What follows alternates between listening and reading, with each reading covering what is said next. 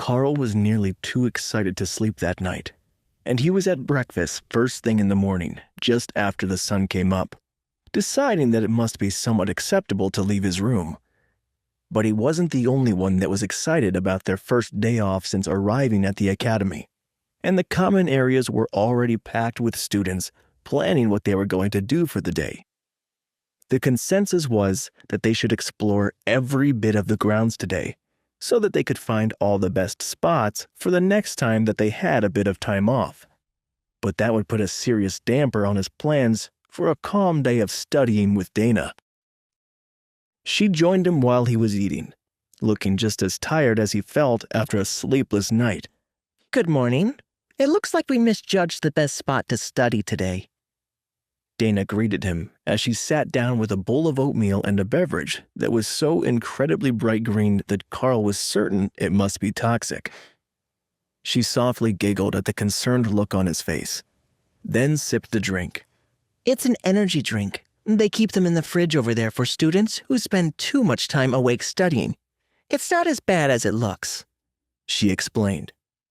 Karl nodded reluctantly. They had them at the corner store at home, but he'd never seen one that color before. The miners liked the ones that were mixed with coffee or juice, depending which side of their shift they were on. Karl tapped his mug. I will stick with coffee, thanks. But if it's going to be far too loud to study in the garden, why don't we go to the patio in my room? It's plenty large enough, and there is a spell that isolates it from the rest of the campus. It's perfectly silent, and there is a good table out there. That actually sounds really pleasant. My room is incredibly loud. You can hear the explosions from the students on 3 sides practicing. And I swear if it was any worse, you could hear them breathing. Neither of them noticed the many envious glances they were getting as they left the cafeteria, or the flurry of conversation surrounding whether they had known each other before they arrived at the academy, or if they had met for the first time on the way in.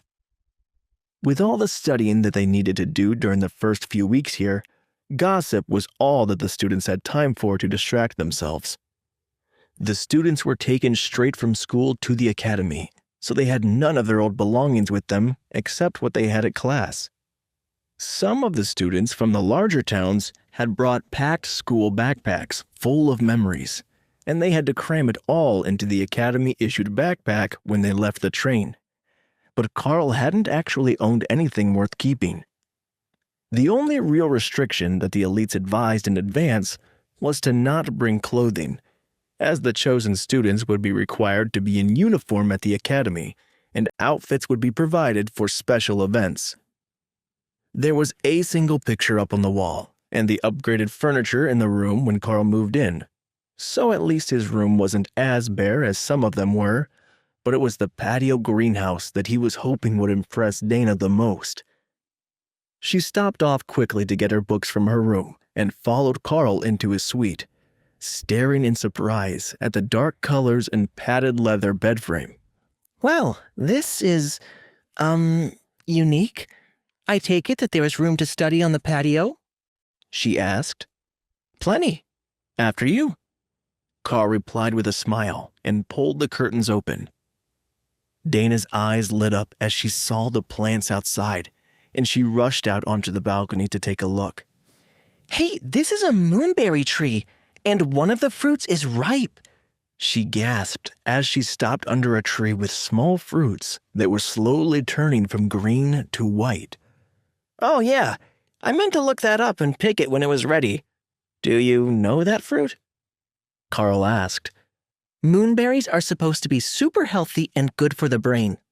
I saw them one time being brought to a fancy restaurant downtown, she replied. Then go ahead and pick it. We can split it as a snack. Karl agreed. She reverently pulled the fruit down and followed Karl down the path through the trees and bushes to the gazebo with the table. These gazebos are really popular here, aren't they?